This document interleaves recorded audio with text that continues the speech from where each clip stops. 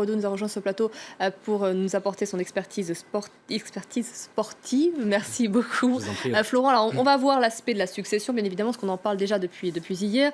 Mais avant cela, revenons sur Jérôme Valcke. On pouvait s'attendre à des démissions après le retrait hier de Sepp Blatter. Et ce n'est pas le cas, même pas son numéro 2. Lui, par qui vient ce scandale, ce nouveau scandale? Voilà Jérôme Valcke que vous avez entendu dans le sujet d'Inès Lagarde qui a pris la parole aujourd'hui pour la première fois. Il a déclaré ne pas savoir ce qu'on lui reprochait dans ce scandale de corruption. Alors vous le savez, on commence à bien connaître son nom depuis maintenant une semaine. C'est le bras droit de Sepp Blatter, le secrétaire général de la FIFA. C'est lui donc qui a le nez dans les affaires.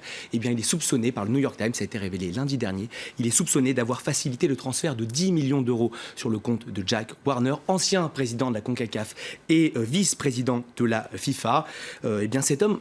Voilà, une petite déclaration qui va vous permettre de comprendre un petit peu ce que ressent cet homme. On va peut-être la voir à l'antenne. Il a déclaré en 2013 « Je vais dire quelque chose de fou, mais un moindre niveau de démocratie est parfois préférable pour organiser une Coupe du Monde quand on a un homme fort à la tête d'un État qui peut décider. » Comme pourra l'être Poutine en 2018, c'est plus facile pour les organisateurs qu'avec un pays comme l'Allemagne où il faut négocier à plusieurs niveaux. Voilà, ça c'est le bras droit de Sepp Blatter qui est actuellement en place et qui n'a pas rendu son mandat. Jérôme Valcke, on va s'intéresser un tout petit peu à lui. Il a 54 ans, il a fait une carrière de journaliste avant de rejoindre la FIFA en 2003. En 2006, il est au cœur d'un premier scandale. Il aurait tenté de faciliter un contrat entre Visa et Mastercard. Il est renvoyé sur le champ par Sepp Blatter qui le reprend 6 mois plus tard pour en faire son numéro 2. Disons qu'on a connu des ascensions plus logiques dans certaines entreprises. Voilà, selon toute logique, il doit remettre son mandat en décembre, selon toute logique bien sûr. On pense depuis hier à la succession, je l'évoquais tout à l'heure, plusieurs profils qui pourraient impulser une nouvelle énergie, ou pas d'ailleurs, à la FIFA. Voilà, réformer, c'est évidemment le maître mot, le grand chantier du prochain président de la FIFA. Réformer à tout prix pour éviter de décorner davantage l'image de l'institution.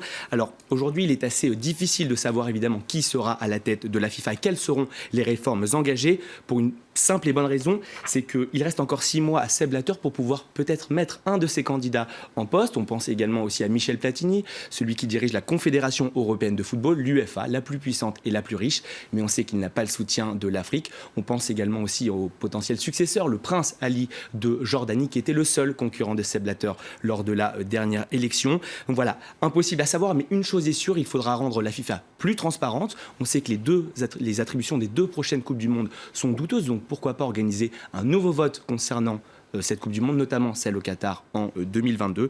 Mais encore une fois, tout dépendra de la figure qui incarnera le renouveau au sein de la FIFA. Oui, et puis les implications économiques sont importantes pour une telle réorganisation. Voilà, et puis une petite information qui nous parvient à l'instant. L'ancien membre du comité exécutif de la FIFA, Chuck Blazer, a reconnu avoir approuvé le versement de pots de vin dans le cadre de l'attribution de la Coupe du Monde 2010. La Coupe du Monde 98 serait elle aussi concernée.